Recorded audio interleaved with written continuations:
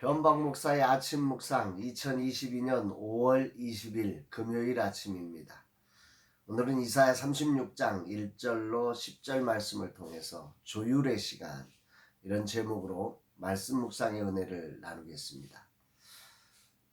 인생이라고 하는 귀한 삶에서 조율이라고 하는 단어를 오늘 말씀을 통해서 묵상하게 됩니다. 스콘 액개발을 위한 40일 기도의 26일째입니다. 기도라고 하는 것이 인생에게 주신 하나님이 최고의 축복, 하나님과 소통할 수 있는 최고의 축복인데 왜 하나님은 우리로 기도하게 하셨을까 생각해 보면, 기도는 하나님과 소통하며 하나님의 뜻을 분별해가는, 기도는 어떤 수단이 아니라, 무슨 목적을 이루기 위한 수단이 아니라 하나님과의 조율의 자리를 갖게 하는 그런 소중한 자리라고 하는 것을 알게 됩니다. 하나님은 누구에게 조율되시는 분이 아니시죠. 그분은 완전하신 분이기에 조율이 필요 없으신 분입니다. 다시 말해서 기도라고 하는 것은 완전하신 조율된 하나님의 소리가 우리의 삶에도 조율되어서 흘러나올 수 있게 하시는 아주 소중한 자리가 바로 이 기도라고 하는 시간임을 알게 됩니다.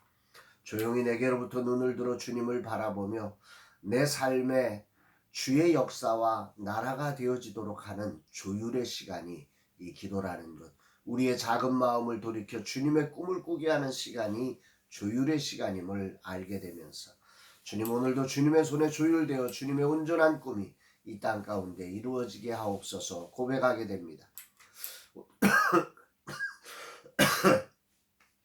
오늘은 금요 세미나가 있는 날입니다.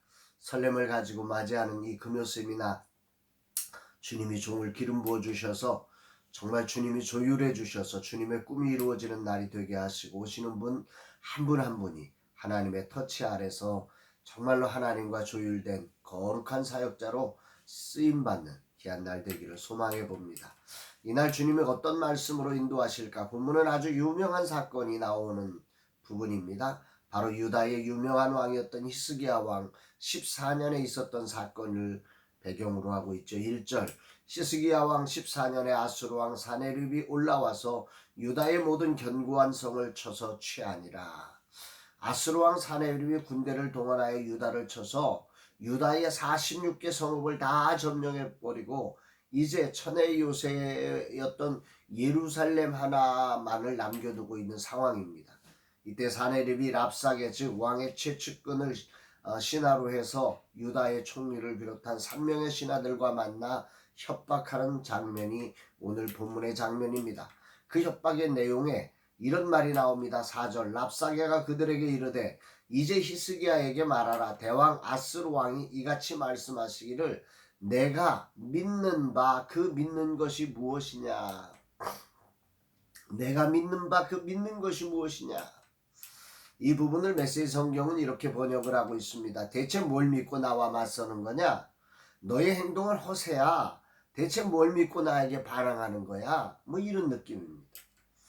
오늘 이 말씀이 아주 큰 도전적 질문으로 들려지는 아침입니다. 오늘 나는 뭘 믿고 이 액개발에 도전하고 있는가?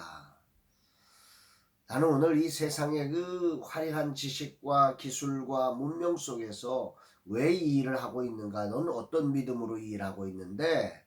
이런 질문을 받게 됩니다. 다윗이 사울의 갑옷마저 입을 수 없는 그런 초라한 복장으로 골리앗 앞에 서듯 오늘 스콘 액개발은 그야말로 이런 질문을 받기에 딱 알맞은 모습입니다. 기술도 없고 능력도 없고 내용도 채울 수 없습니다. 오직 주님 마음 하나를 붙들고 시작했고 지금도 의지할 것이라고는 그것 하나밖에 없습니다. 오늘의 찬양 가사처럼 황폐한 땅 한가운데서 주님 마음 알고자 주님 마음 붙들고 시작한 것입니다. 정말 주님밖에는 우리의 소망이 없는 상황입니다. 그러면서 랍사게는 오늘 유다의 왕과 백성들이 생각하는 대안을 콕 찍어서 이렇게 지적합니다. 6절, 보라 내가 애굽을 믿는도다. 그것은 상한 갈대 지팡이와 같은 것이라 사람이 그것을 의지하면 손이 찔리리니 애굽 왕 바로는 그를 믿는 모든 자에게 이와 같으니라. 내가 애굽을 믿는도다. 오늘 이 일을 진행하며 수시로 애굽을 대안으로 믿어보려고 합니다. 처음 파트 프라임을 애굽처럼 생각하기도 했고 또 여러 사람들을 애굽처럼 생각하여 의지하려고 하기도 했습니다. 인생의 얄팍함이란 늘 그런 것입니다. 유다도 그렇게 애굽을 대안으로 생각하고 있었습니다. 그러나 사내립은 그것을 상한 갈대 지팡이를 의지하는 것이라고 외치고 있습니다. 사실 이 소리는 이사야 선지자를 통해 하나님이 외친 소리이기도 합니다. 인생은 하나님이 외칠 때는 농담처럼 듣는 롯의 사위 같은 죄성이 있습니다. 그리고는 원수에게 이런 소리를 들을 때야 정신을 차리는 아주 못된 심성이 있지요. 오늘 유다가 그렇고 내 모습도 별반 다르지 않음을 주님 앞에 자백하게 됩니다. 사내립은 여기서 하나 더 외칩니다. 히스기야가 한 산당을 패한 종교 개혁을 비판한 것입니다. 7절 혹시 내게 이르기를 우리는 우리 하나님 여호와를 신뢰하노라 하리라마는 그는 그의 산당과 제단을 히스기야가 제하여 버리고 유다와 예루살렘에 명령하기를 너희는 이 제단 앞에서만 예배하라 하던 그 신이 아니냐 하셨느니라. 다신교를 믿는 사내립 입장에서 히스기야의 종교개혁은 오히려 여러 신들을 분노하게 하는 사건에 불과하다고 외칩니다. 그야말로 하나님을 모욕하는 일을 서슴지 않고 하는 것입니다. 이것은 하나님과의 조율 시간을 해치며 조급하게 반응하라고 외치고 있는 것입니다. 정말 하나님과 조율하려고 하는데 세상이 안 도와주는 거죠. 세상이 계속해서 우리를 다급하게 만들었습니다. 조급하게 만들어 놓습니다. 우리의 소중한 행동을 정말로 이렇게 표현하는 거죠. 그러면서 8절에 이렇게 말씀합니다. 그러므로 이제 청하노니 내 주 아수르 왕과 내게 하라. 내게 말 2,000피를 주어도 너는 그 탈자를 능히 내지 못하리라. 지금 유다에게 필요한 것은 군사력이라고 생각하는 이들에게 말 2,000피를 준다고 해서 네가 기병을 지금 만들 수 있겠느냐? 애굽한테 니들이 지금 말과 전차를 구입하려고 하는데 그거 가지고 되겠느냐? 뭐 이러면서 조롱하는 거죠.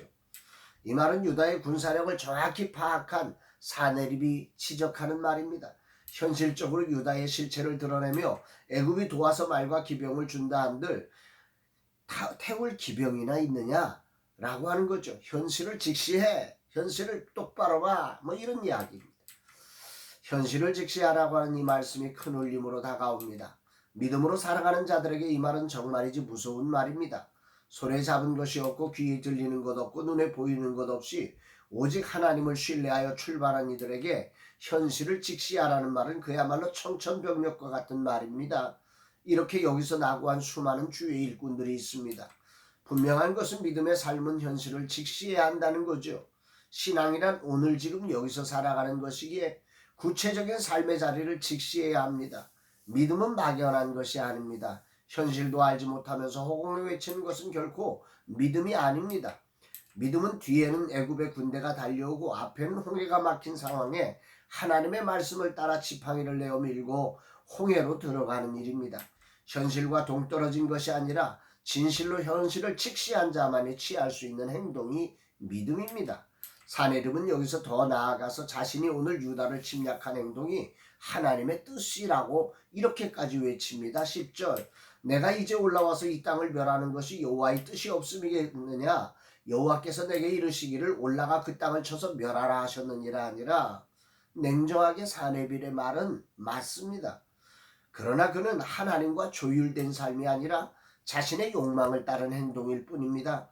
아무리 하나님의 뜻이 맞아도 하나님과 조율되지 않은 인생의 행동은 사내립과 같을 뿐임을 깊이 묵상하게 됩니다. 하나님의 뜻은 하나님의 방식으로 해야 합니다. 아무리 하나님의 뜻이라 해도 자기 마음대로 움직이는 것은 욕망의 분출일 뿐입니다. 하나님은 그렇게 행하는 자를 결코 기뻐하지 않으시며 반드시 심판하십니다. 아멘이지. 오늘 주님은 내게 무엇을 말씀하시는 건가? 내가 믿는 것이 무엇이냐? 이 물음이 깊이 가슴에 남습니다. 46개 성이 무너졌습니다. 예루살렘도 완전히 포위되어 죽을 날만 기다리고 있습니다.